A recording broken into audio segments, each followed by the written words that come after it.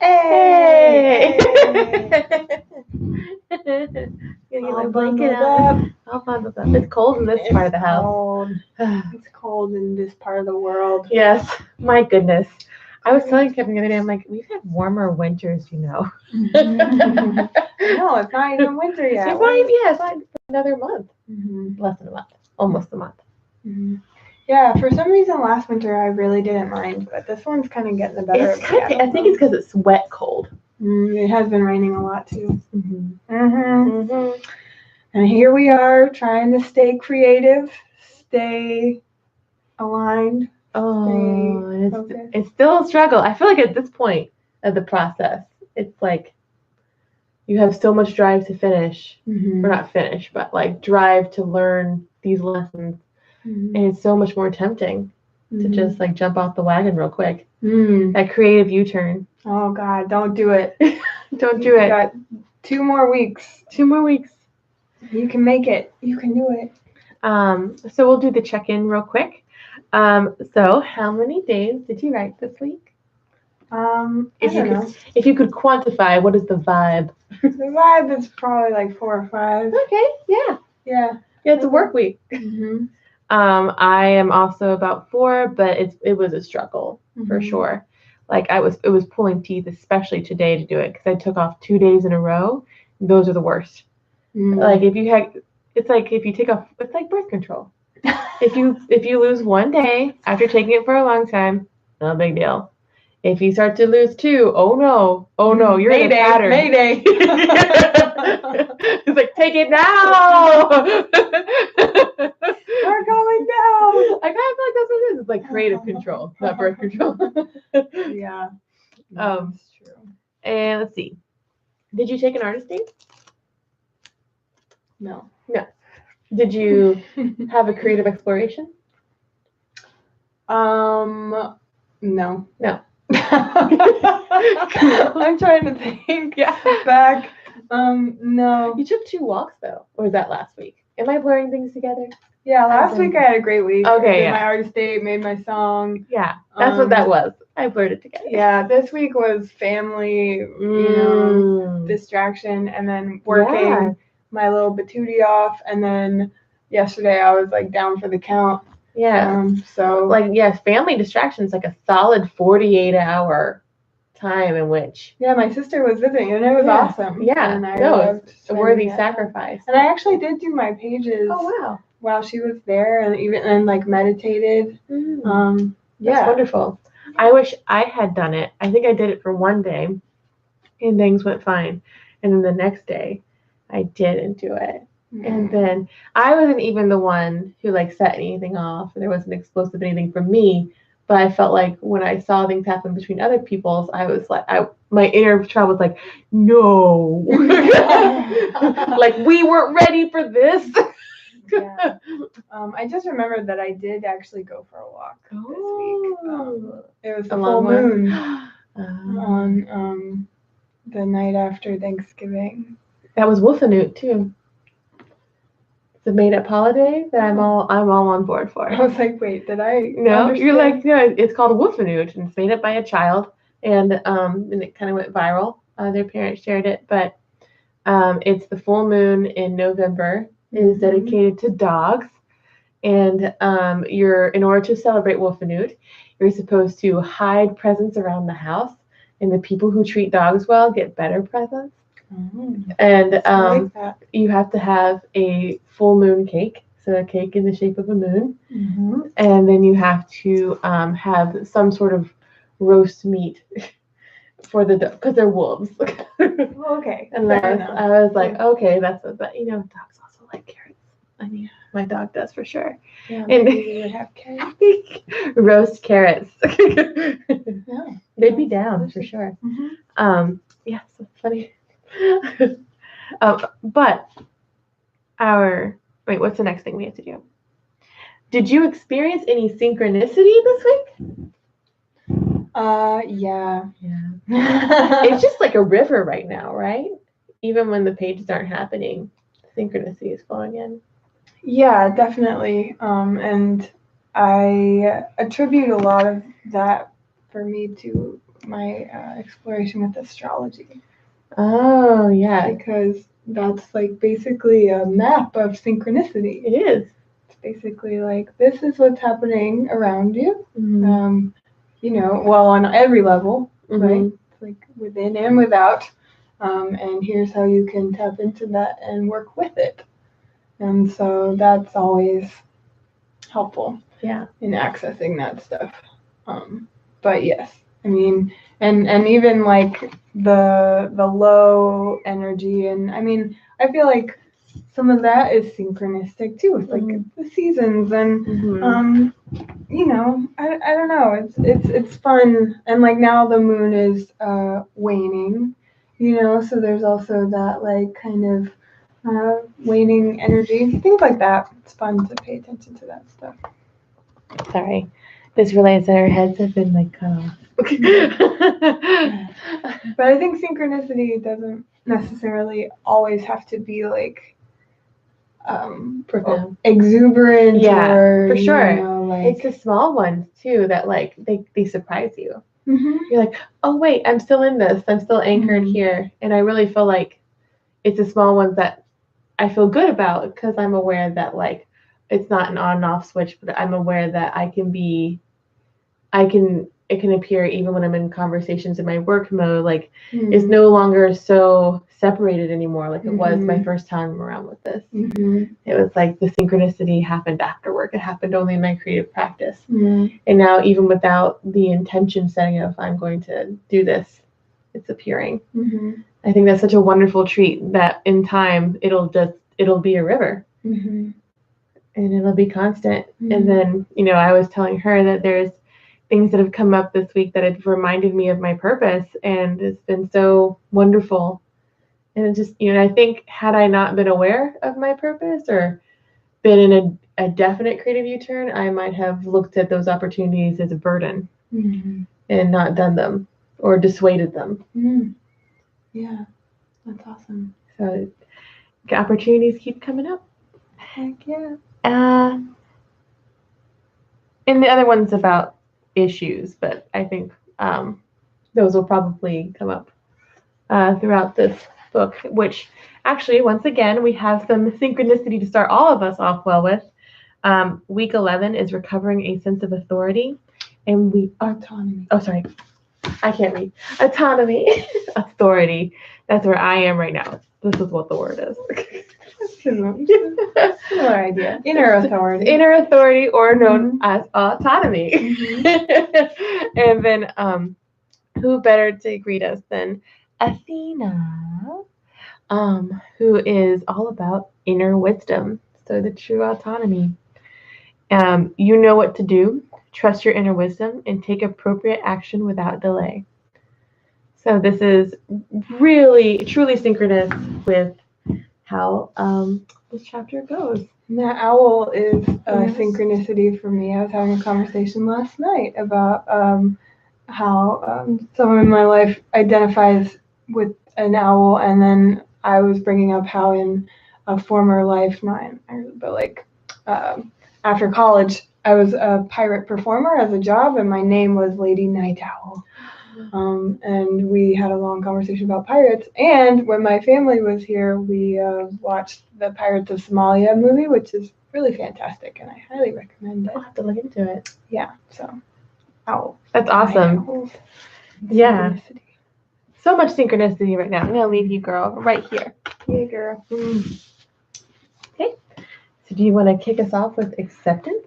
Yes, so recovering a sense of autonomy, and the first thing that she launches into is really talking about accepting the fact that our life as artists may be somewhat unorthodox, somewhat unstable, and there is likely a voice either internally or externally telling you that it's irresponsible, and that it's childish, or that sort of thing, where adult responsibilities are more important, basically. And she's adult, I would say, in quotes too, right? Exactly. Because that's what she is saying, is that as artists, creativity is like a basic need like food and water, and that participating in nourishing creative activity is what will allow us to more effectively adult and do the things that we we need to do but aren't necessarily really exciting. Like she says here, as an artist, we can literally die from boredom. And you kill yourself when you fail to nurture your artist, acting like somebody else's idea of an adult.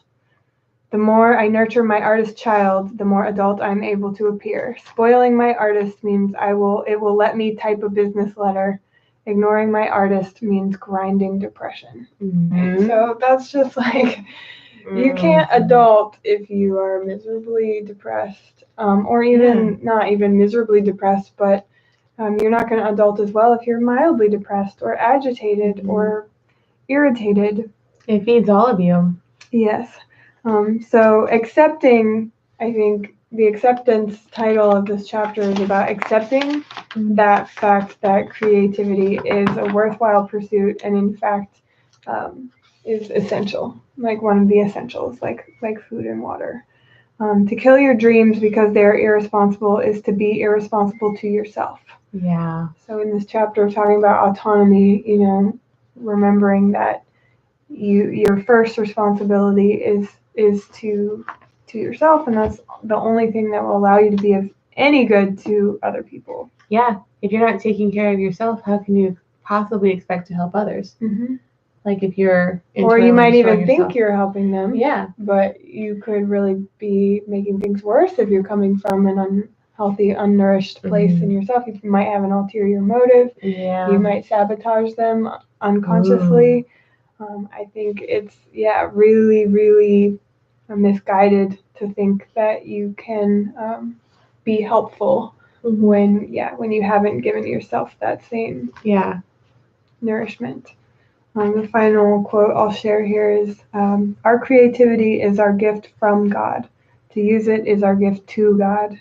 Accepting this bargain is the beginning of true self-acceptance. It's so true. Once you become creative, or not become, once you practice creativity and make it a ritual, and yes, because everybody is inherently creative. Yeah, once you accept it and practice it, like so many good things happen. And I think sometimes you're just willing to say yes because you can see the synchronicity there. You're like, oh, this is in line with my intention. So definitely yes. And because it's in line with your intention, it becomes productive, and then everyone pays off.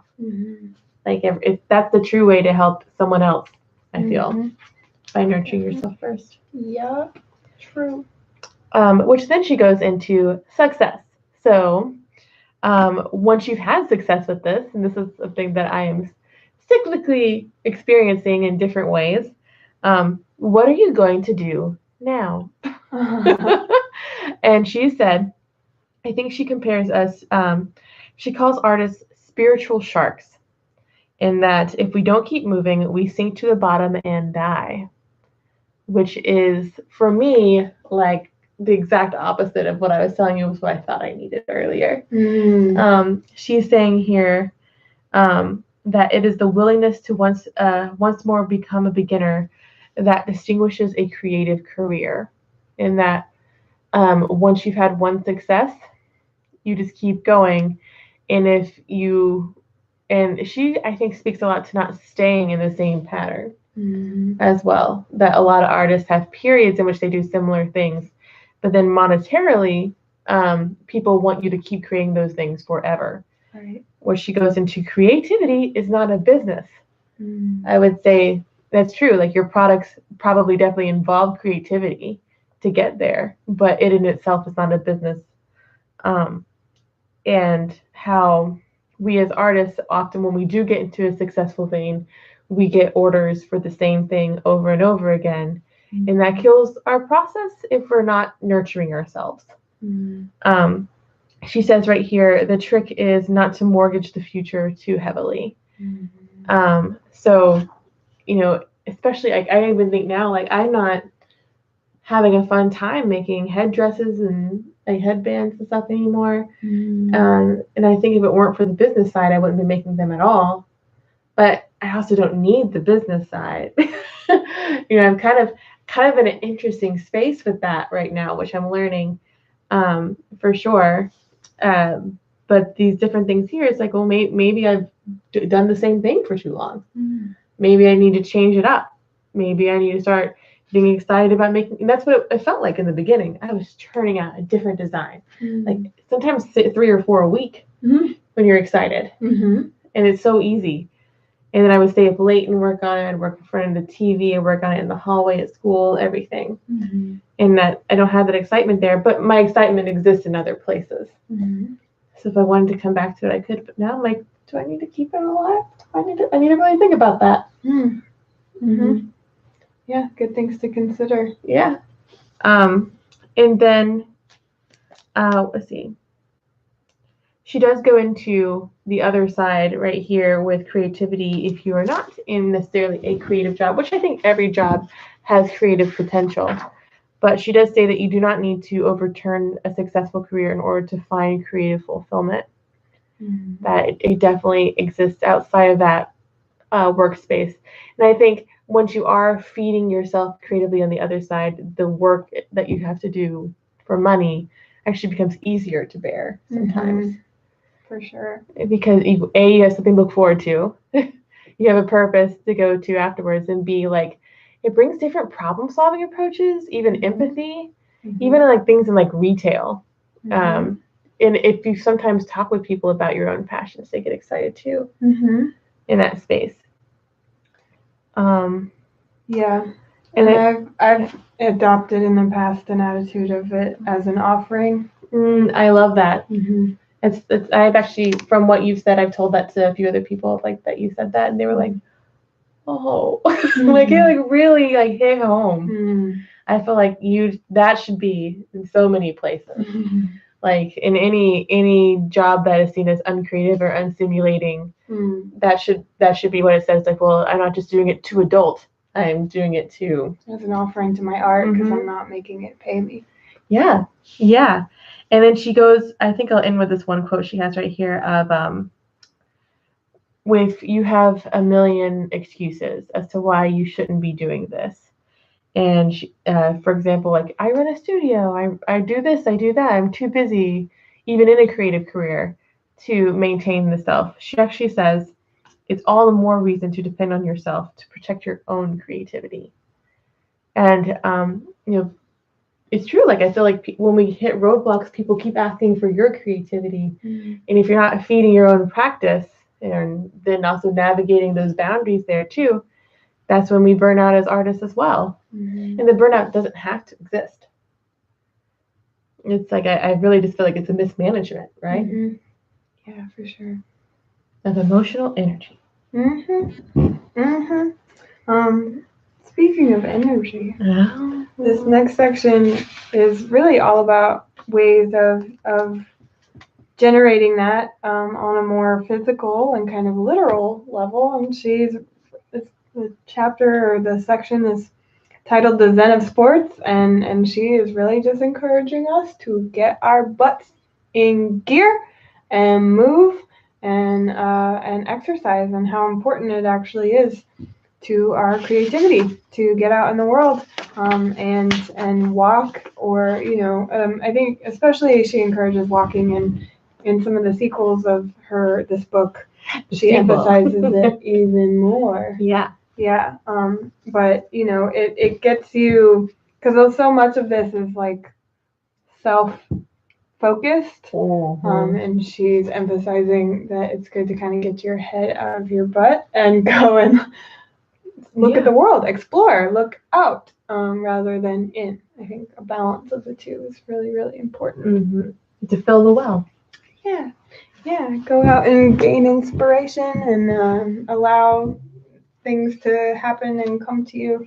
You can't just spend our creative life in front of our little notebooks and expect that to be enough. Right? We have this big, wide, beautiful world.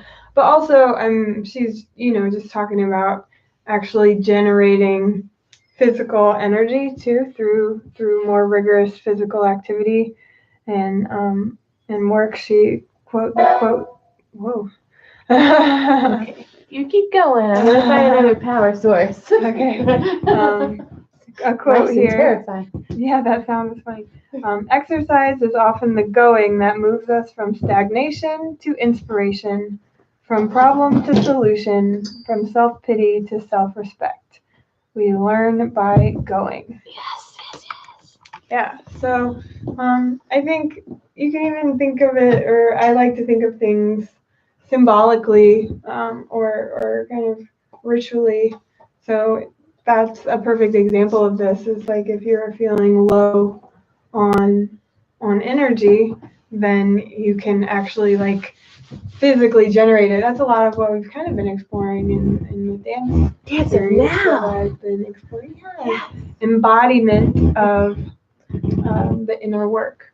Basically. It's been so good. It's been such a wonderful physical manifestation of this too. It feels similar, but a little bit more even internal. But you're doing it so externally, like yeah. We've been doing a lot of like journaling type of stuff that has definitely been largely influenced by this work, but then putting it into a dance, right? Either an improvisation or infusing different meaning into certain movements that we drill.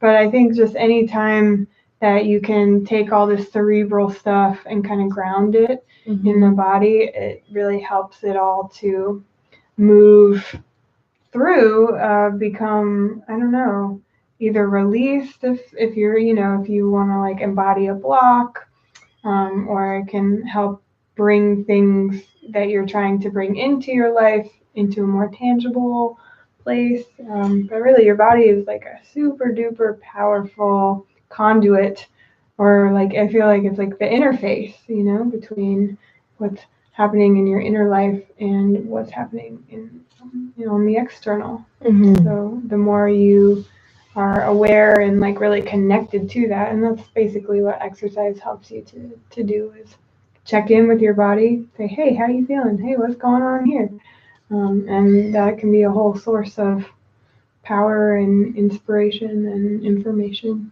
So get in your body, whether it's walking or dancing or whatever.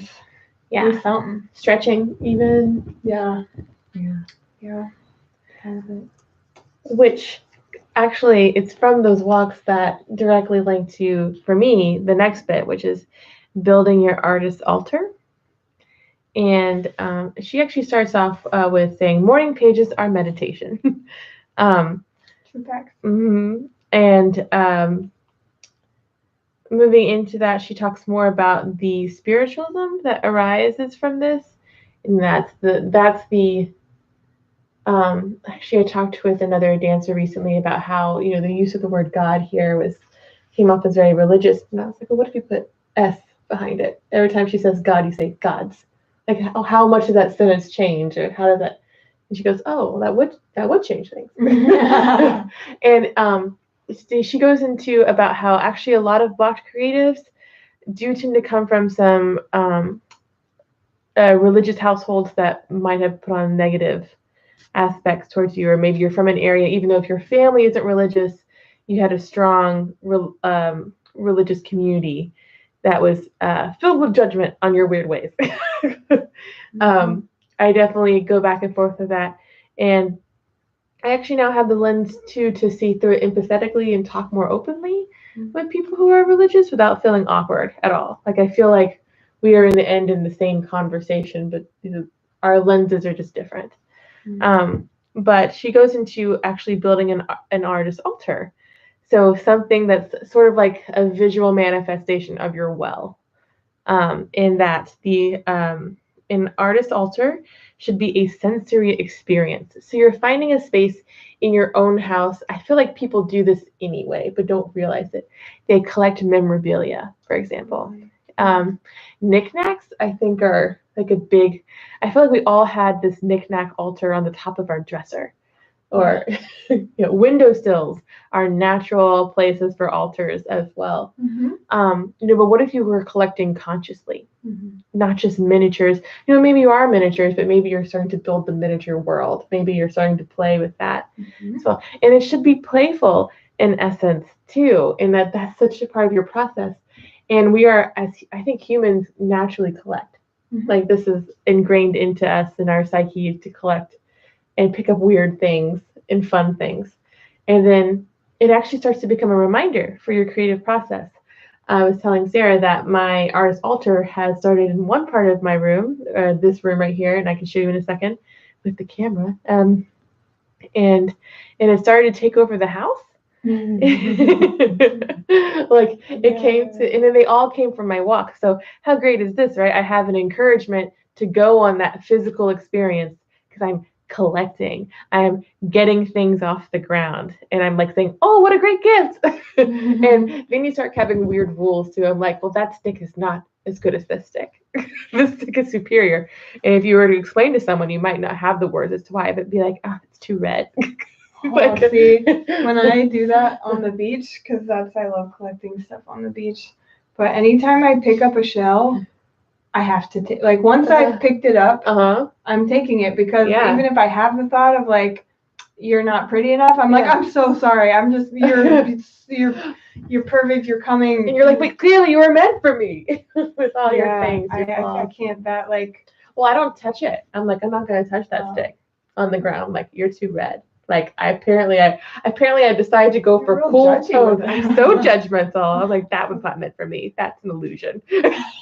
I had to get real selective with myself too. Now I pretty much only pick up sea glass. Yeah. Oh.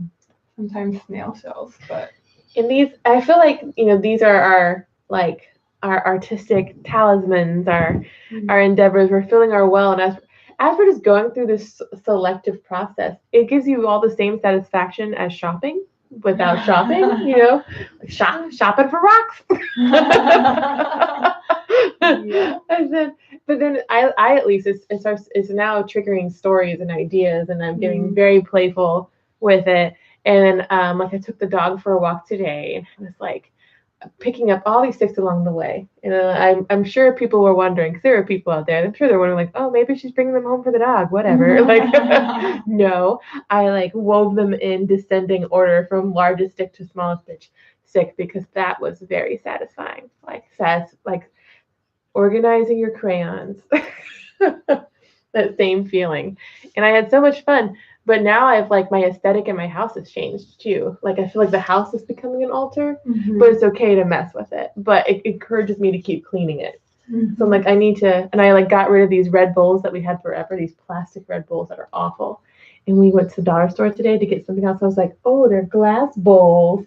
That's what I want. I want this illusion of cleanliness and depth in my altar house with all glass things that I drink out of and eat out of. And so that creative side, as I said, is spilling over. And if you allow, I think if you start to allow this gateway into your home, this altar, it will just manifest rituals and I think that's what I'm going to leave with there.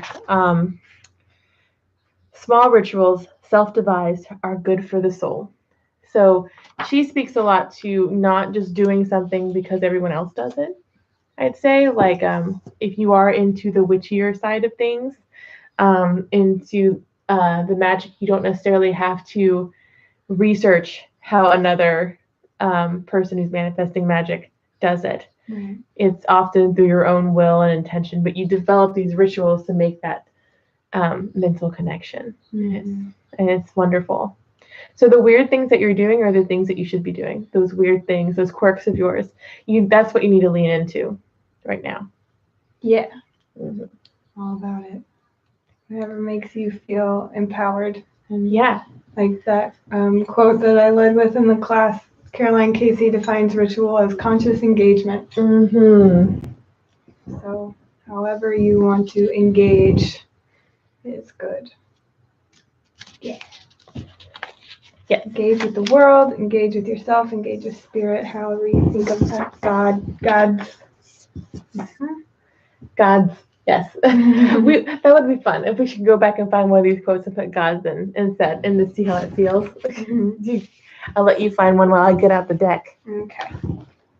Well, there was that one that I shared about our creativity. So should I say from the gods? Yeah, whatever works grammatically. Our creativity is our gift from the gods. Oh. Our use of it is our gift to the gods. Accepting this bargain is the beginning of true self-acceptance. Yeah. So if this has been your block, if you goddess, yeah, any of that. So if I feel like if you stop reading a page because you see that word, like what if you just tried changing the word, like writing in the book itself and changing it? Sorry if your friend is loaning you the book. Once you make this decision, you should probably get your own copy. But yeah, so and I think it sounded so much different to me already. God, you have to see it like that.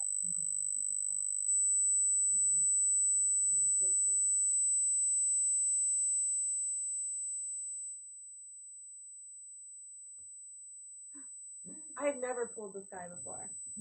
The King of Fire. What? I didn't even know he was. I've never seen him. I didn't know he was in this deck. Wow. This is a brand new card to me, so we're gonna learn what it's all about. What it's all about. Cool. He looks awesome. Mm-hmm. He doesn't really look like Santa Claus. No, he doesn't. He just has a long beard. That's white. I just saw the white beard from him. I was moving too quickly. The King of Fire. The King of Fire. Very, very wise.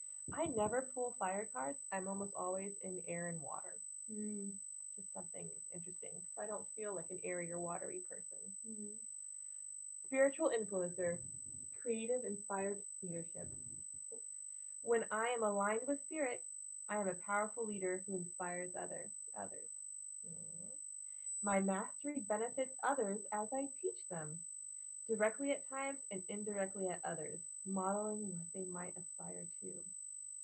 How can I be confident in my own abilities and vision without becoming rigid or closed off to new ideas? Yes, I'm hearing a lot of overlap with this in my life and in this like reading as well.